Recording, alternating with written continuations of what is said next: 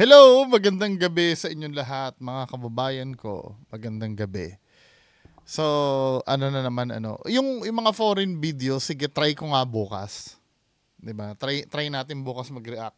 Magnunok stop 5 ako. Ang dami nagre-request noon eh. So, for now, ito muna ito may temang aswang to eh. May temang aswang to. Ang title nitong video na to ay Kapuso Jessica Soho, Taong Pusa daw sa Maguindanao. So, taong pusa. What do you mean taong pusa? So, play natin to mga kababayan ko. Nahuli kam daw sa isang ospital sa Maguindanao. Isang lalaki, tumalon, naging pusa. Marami ng mga nagkuwento na meron silang nakitang tao na biglang naging hayop. Dito sa bayan ng Datu Hofer, Ampatuan. So, ito shape-shifting daw ito. 'Di ba? Shape-shifter. Ang tawag sa mga ganyan, Ngayon, ako, scientifically speaking, hindi ko sinasabing hindi totoo ha, bago mo na mag-iyakan, Hindi ko sinasabi na yung trip niyong paniniwala diyan ay hindi na totoo. Pero may mga tanong ako. 'Di ba? Sa ayaw at sa gusto mo kasi, kapag ka ang aswang ay magpoporma na iba, kailangan may scientific explanation pa rin eh. Hindi mo pwedeng laging iasa sa black magic. 'Di ba? Parang shortcut na lang kasi 'yun eh. Black magic. Kaya yan nagsapusa dahil sa black magic or dahil sa demonyo yan. 'Di ba? Isa sa mga tanong ko sa shape-shifting kasi, yung mask kasi, yung mask ng tao, ganito siya kalaki, paano siya makukompress as pusa? At isa pa, mamaya tingnan nga natin, may isang factor ako na sisilipin doon sa mangyayari. Kung maipapakita dito sa video. Mamaya pag-uusapan natin yan. Kalat ngayon ang balita na may isang lalaki na di umano biglang nag-anyong pusa. Pusa siya. Possible na sa kapangyarihan niyan. Merong anting-anting. Di ba? May kanya-kanya theory na agad eh. Yan ang I mean, bagamat man malabo pero kailangan may magsalita tungkol dito eh. Maybe hindi magiging popular yung magiging salita ko dito. Pero minsan kailangan nating bigyan ng katotohanan eh. Kasi ito yung nakikita ko kadalasan. Yung aswang na yan, yung paniniwala sa aswang, yung respeto kasi diyan. Nandun naman always yan. 'Di ba? Kaya lang syempre, minsan kailangan naman natin magtanong. Hindi naman laging maniwala tayo ng maniwala always. Agree ba kayo sa akin? Sa mga tao, lalo na sa Pilipinas ngayon, sa bansa natin ngayon, mga kababayan ko, naghihirap na ang Pilipinas. Kailangan natin ng mga tao na mas malawak ang pag-iisip. 'Di ba? Hindi ko naman kayang pagsabihan lahat, pero malay mo may mga iba sa inyo na kahit papaano man lang, kahit isang kaluluwa lang diyan na magets lang yung sinasabi ko, kontento na ako doon. Kahit wag niyo akong paniwalaan, basta magets niyo lang yung sinasabi ko dito.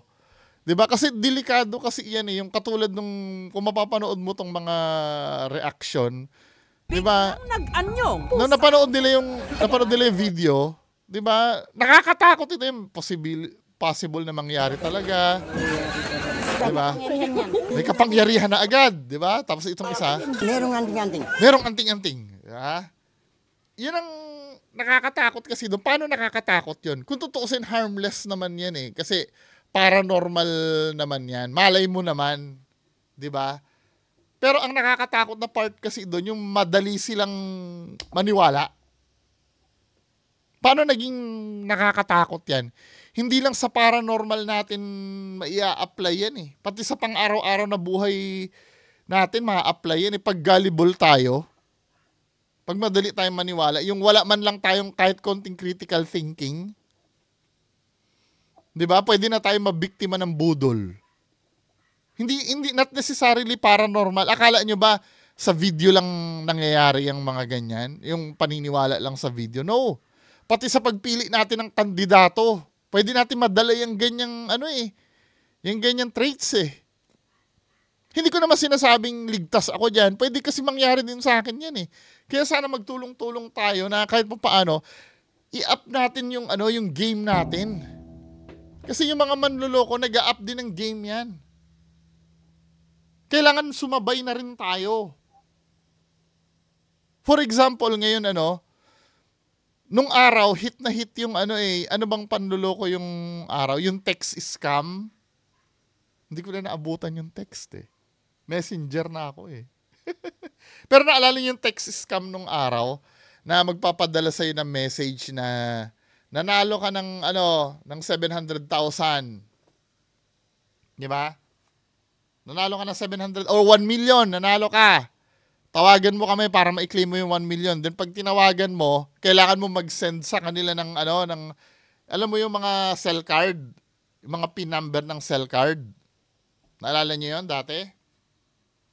Bago mo makuha yung price mo, marami nabibiktima doon, men.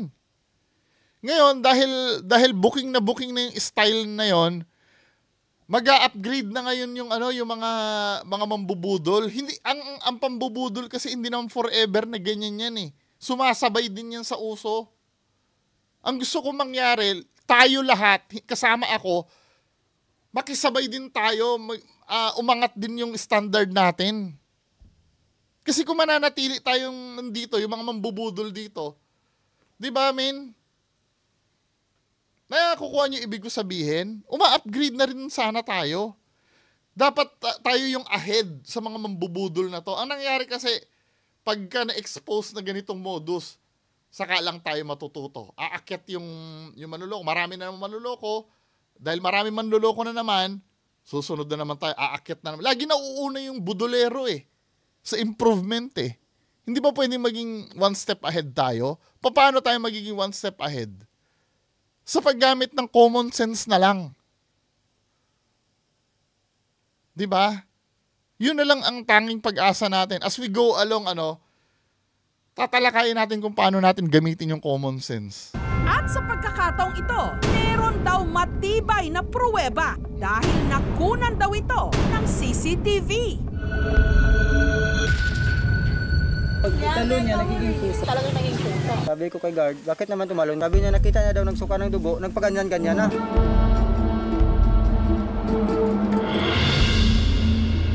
Tapos nakita niya Tingnan natin yung CCTV. Saan ko talaga? Yung lalaking tumalon doon sa hospital, sabi nila aswang. Diba? Nakaka-disappoint, Ito ang ward ng ospital kung saan tumalon daw ang naturang lalaki. Naka-confine pala kasi sa ospital ang kanyang anak. Ang bahagi ng bintana kung saan dumaan ang lalaki, tanggal na ang screen. Ito ha. Unang gagamitin natin ang common sense natin. Ang bahagi ng bintana kung saan dumaan ang lalaki. Tanggal na daw ang screen, Di ba? Ba't nga nilagay yung screen nila? Dahil alam nila may tatakas.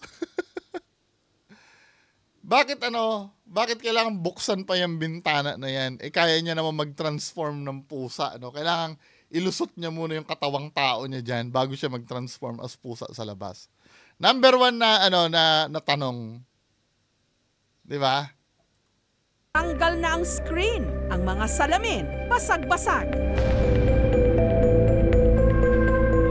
Pwede naman siya magsapusa. Pasyente. Dumaan siya sa normal na pintuan, ba't kailangan sa bintana pa? Kaya niya naman magsapusa. Di sana nagsapusa na lang siya. Lumabas siya, hindi na siya naghirap na Okay, sige. Pwede na natin Hindi, baka mamaya magtataka yung mga tao doon ba't may pusa, di ba? Sige, palusutin na natin. What siya? Galing dito, pumunta siya dito. Inalis niya yung grills. Pinilisan niyang buksan tong pinto, kaya nabasag tong salamin. Dito siya dumaan. Palabas. Diba, kailangan buksan niya pa. Pwede naman basagin lang yung ganito kaliit na bintana, di ba? Basagin mo na lang ito, men. Total, magsasapusa ka naman. Diyan ka na lang lulusot, Ba't kailangan buksan pa yung bintana? Di ba? Then tumalon.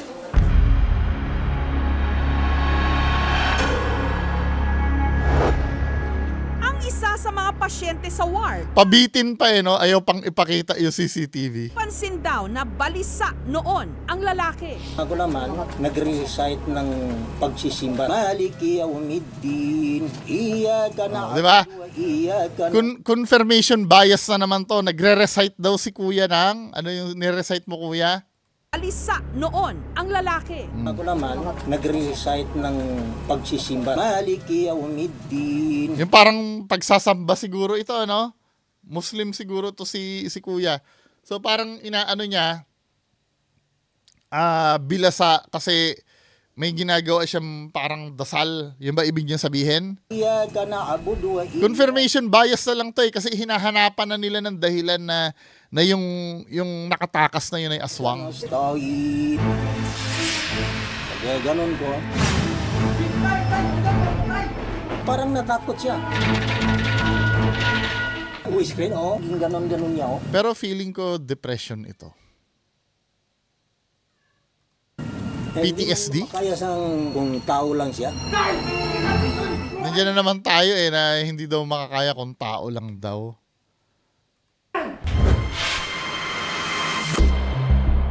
Ang mga pulis agad na rumisponde. Inabot ng 5 oras ang paghahanap hanggang may napansin sila. Gumalaw kasi, kala ko tao. Pusa. Malaki pusa. Trabahante ni Junard ang pinag-uusapang lalaki. Nagkataon din daw pareho silang may pati mga pulis?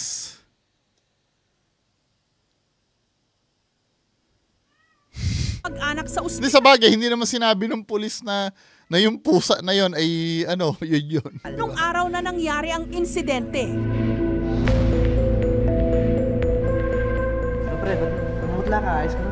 Tingin ko sa kanya, parang matamlay siya, parang blanco siya. Kami dalawa ng utol ko. Sabi ko, tingnan ko ang CCTV kung saan siya nagpunta para makita ko kung saan siya patungo. at nagulat sila sa kanilang nasaksihan. Pusa na yon from the very beginning na bumaba siya. Ang liit eh. Pusa na yan. Hindi siya, siguro, hindi naman nakita na nagsapusa eh. Kung makikita mo dito sa footage, no? Nasaksihan. Pusa na yan. Maliit na yan. Hindi naman siya nagsapusa talaga eh. Pusa na talaga yan. Hindi naman tao yan na akala ko naman yung tao ang itsura niya tapos naging pusa. Pusa na, liit niya no. Pagbagsak niya, hindi naman nagbago ang size niya eh. Pinanood namin, tinitingnan ko mabuti. Nasyak nga ako eh. Pagmasdang maigi ang nakunan ng CCTV ng ospital. Sa video, makikitang may paang lumambitin mula Paa daw. kanopi o tabing ng bintana. Ang hindi naman... Paa ba ito, mga men, yan? Parang buntot yan. Mula sa second floor ng ospital, maya-maya pa ang lalaki tumalon. Pusa na to eh. Pero iba na ang parang bumagsak sa lupa. Pusa? Pusa na yan. Hindi tuloy maiwasan na magtaka ang mga nakakita kung paanong ang taong tumalon parang Pero tingnan natin explanation, naging pusa. Dalawang araw matapos ang insidente, nahuli ang tao na akala naging pusa, si Warik. Public scandal, sir. Kasi nakuha lang. May may pa si Jessica So na akala daw naging pusa. So alam na ni Jessica So yung totoo. Lalo yung mga tao, matatakot yung mga tao. Yun, sir, wala mong complainant, kaya wala rin nasaktan. Kaya kung may nagka-complain, sir, talagang bapuntahin namin dito sa station para imbestigahan. Kaso wala naman, sir. Kaya yun ang ginawa namin, sir. Pina-receive namin sa mga relatives niya para pauwiin dun sa kanila. Pinuntahan ko siya doon kay Kapitan Pantingan. Nagkuha kami ka release paper. Dinala ko siya pa sa bahay. Binigyan sila ng pera, pinakain ko siya. Nagtira siya. Kaya nung sabi ko sa kanya, basta magsumpong yan siya. Meron siya sakit na depression siguro. Hindi siya umaamin. Nasugatan yung dito niya, saka dito yung dito. Oo, dito niya, nagasgasan. Hinanap ng aming team ang bahay ni Warik. Sir, magandang hapon po. Magandang hapon din. Hinahanap namin si Romel Dago. Ayan, ayan siya oh. Yun yung pusa na may bit-bit na pusa oh. Baka yan na yun. Ano pong alagang pusa yan? Akin ito. Akin ito. Kaano-ano po kayo ni Warik? Hindi namin siya pamilya pero tinulungan lang namin sila. Pinauwi ko na sila. Nako, inubo yung ano talaga to si KMJS ano? Talagang binibigyan ng meaning yung pusa. Namin sila doon sa Surala. Inubo yung pusa. Pagdating sa bahay ni Warik sa Surala, sa South Cotabato, ito ang naabutan ng aming team. Usap-usapan sa bayan ng Datu Hofer, Ampatuan. Powerful ang mga ampatuan talaga dyan, ano? Sa Maguindanao. Diba? Sila pa ba yung namumuno dyan? After nung nangyaring massacre? Ang lalaking tumalon na bigla daw naging pusa. Merong anting-anting. Hinanap ng aming team ang lalaking yon, si Warik. Pero pagdating sa kanyang bahay, ito ang naabutan ng aming team. Ako, may pusa na naman. Galing mag-ano ng KMJS, ano? Ay, magandang hapon po. Kayo po si Warik po. Ipinaliwanag ni Warik ang totoong nangyari sa ospital. Anong nangyari kay Junjun? Junjun, masama pakiramdam. Isusugod ko na to sa ospital. Paiman ko kwarta, nang utang na lang ko ka pumasahe. Wala akong pera. Sabi dito. Wala akong pera kaya nangutang na lang ako ng pamasahe. Utang na lang ko ka pumasahe. Sa ikaduhang gabi wala. Sa ikalawang gabi wala na akong tulog. Patulog. Ano na to? May epekto na to sa psychological niya. Kuan lang ko nga nasaka lang ko sa lubi, hindi man ko pasaka. So, kuha ko sa kuan sa lubi. Inom ko yung sabaw. Inom ko butong. Balisa nga raw siya noon dahil walang maipambili ng pagkain hanggang tila hindi na niya nakayanan ang problema. Hindi ko na kaya, wala akong bayad, wala akong PhilHealth. Nagsindikit lang ang utok ko dahil hindi ko makaya. Hindi ko kaya kung ano ang mabuhat ko. Hindi ko makontrol. Iniisip lang ito ang gawin ko. Hindi man ko lasing, hindi mo ko nakadrag. Naka-problema lang hiragmay. Ang tanong, bakit hindi ka nga naman nagrehistro doon sa CCTV? Pero paanong lumabas sa CCTV na para siyang nag-anyong pusa? Hindi, ang theory ko ganito. Ganito yung theory ko, no? Maaring sa iba siya dumaan, yung pusa na yan, nandun talaga. Siguro kaya napilitang tumalon yung pusa na yan na ganyan kasi nabulabog nung lumabas si Warik doon sa bintana.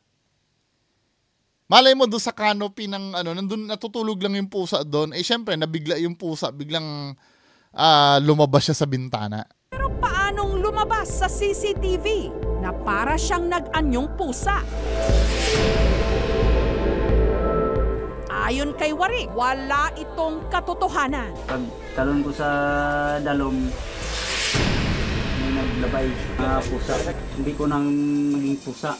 Pre-review muli ng aming team ang nakuna ng CCTV ng ospital at dito malinaw na makikita. Yun, may dumaan, no? May dumaan, ibang anggulo yung Tsaka ito, makikita nyo dito mga kababayan ko. Diba? So iba yung pusa, siguro nadaanan niya yung sa taas. Dito sa may dumaan, sorry ha. Dito sa may dumaan. Kasi ito mga kababayan ko, may damit siya dito eh. Ayun na, may dumaan dyan sa baba, ipapakita niya. Nakayuko eh. Tamo. May dumaan, no?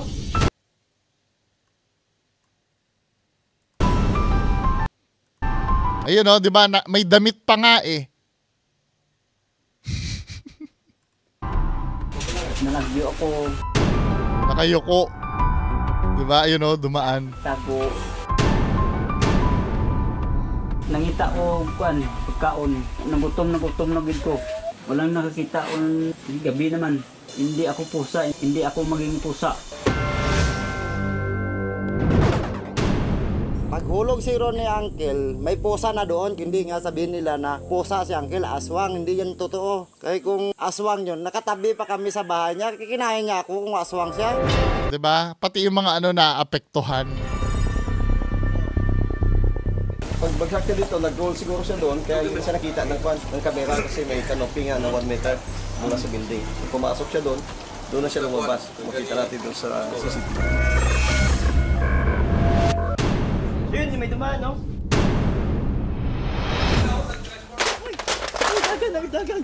Nilibot din ng aming team ang ospital at nadiskubre nilang ang pinagbagsakan pala ni Warik. Nung ito'y tumalon, tambayan talaga ng mga pusa. Ang dami palang pusa dito. Ang cute! Binagsakan Ang niya sa cute, side cute! hospital. Siguro nagkataon lang na pagbagsak niya, talagang marami talagang pusa na talagang gumagala dyan na area.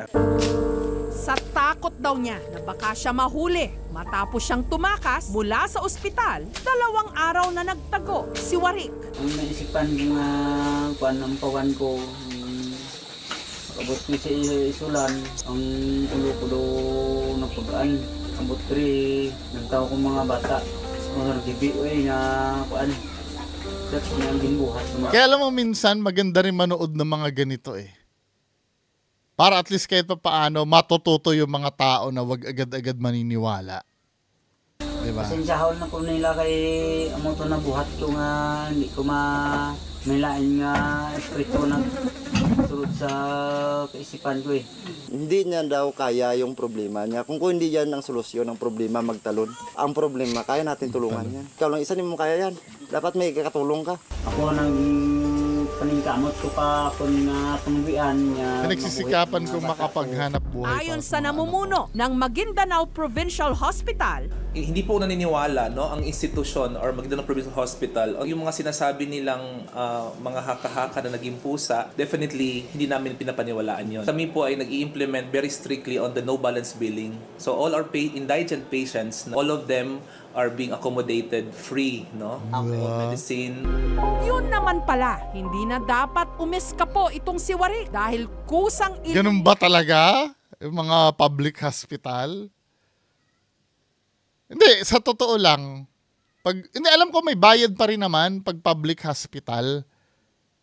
Pero yung sinabi lahat ay free, maganda kung ganun. Kasi dun sa ibang public hospital na pinag-dutyhan ko, may bayad pa rin eh.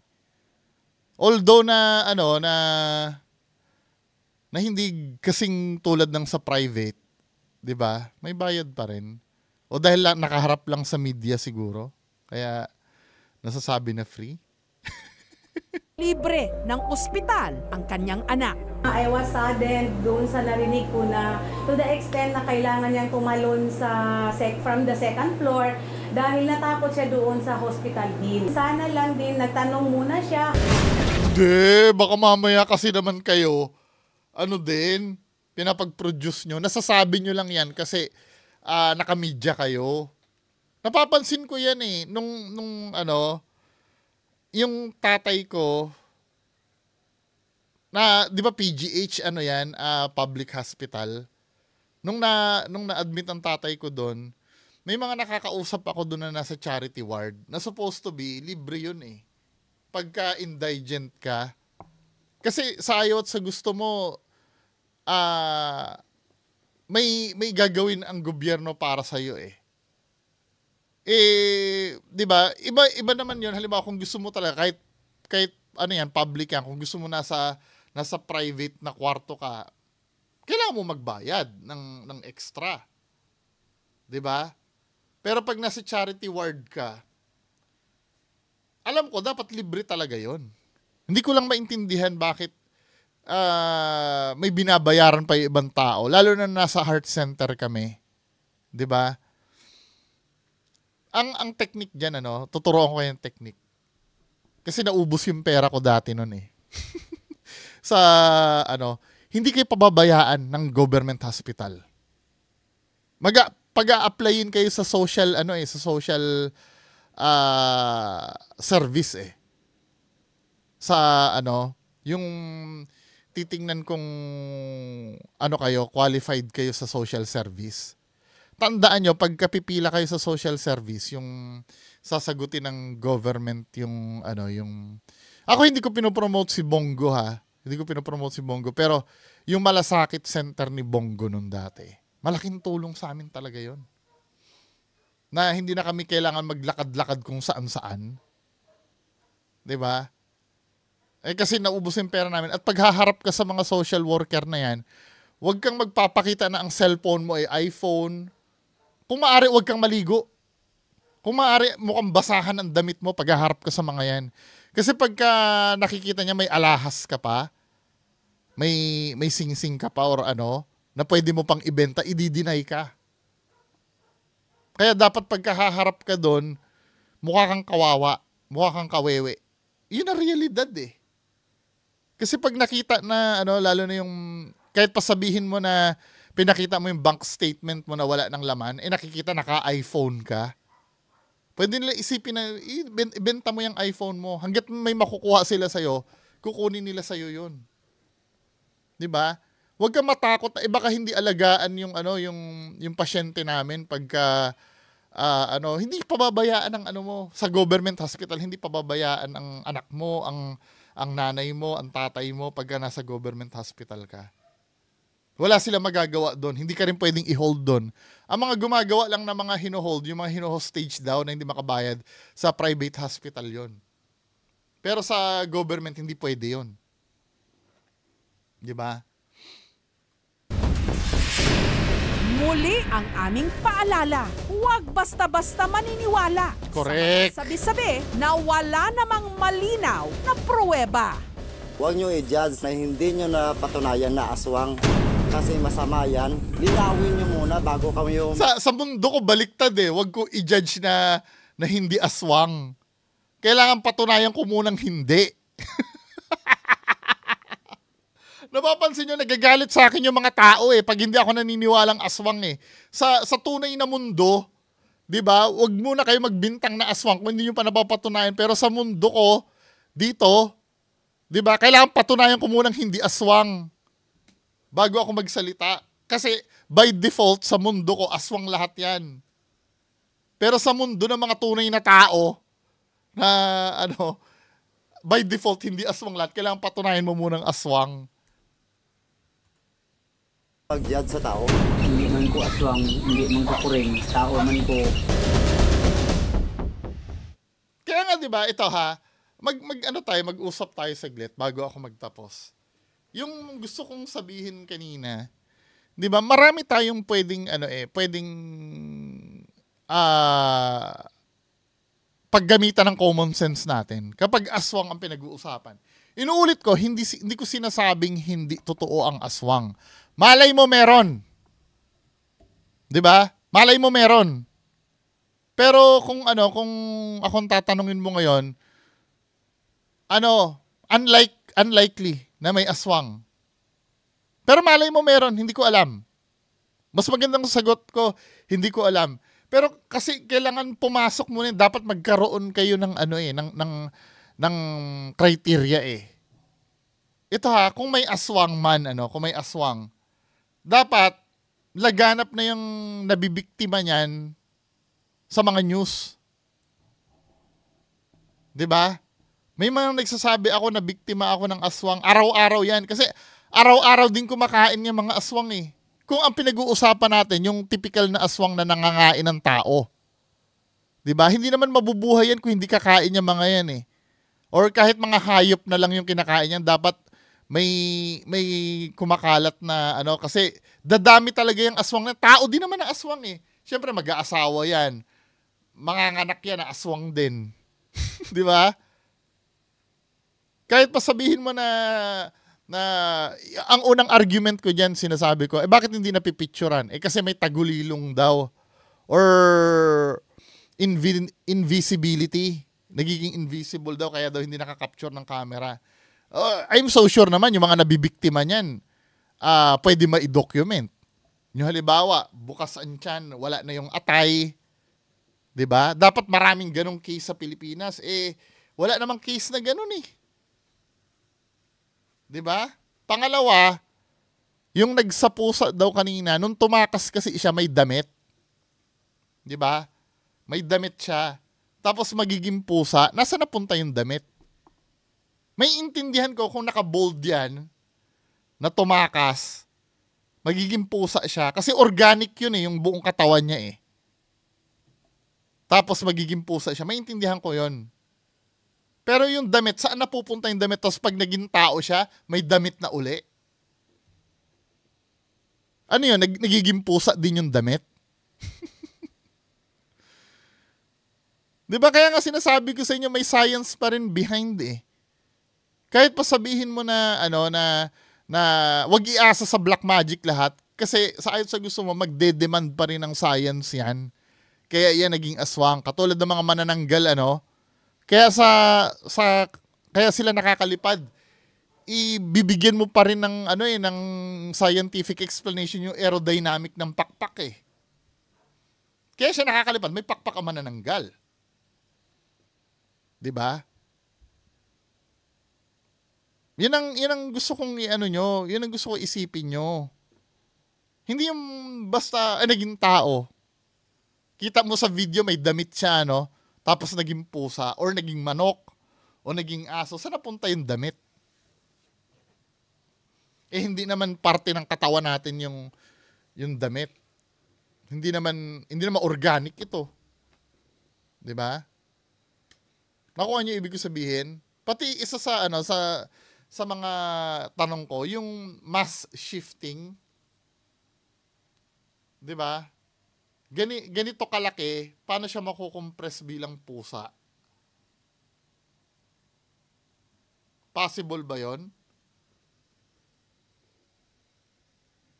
'Di ba? Ganito siya kalaki Halimbawa, ganito siya kalaki. Then biglang magiging ganun kaliit. Saan napunta yung mass nun? O iaasa sa black magic.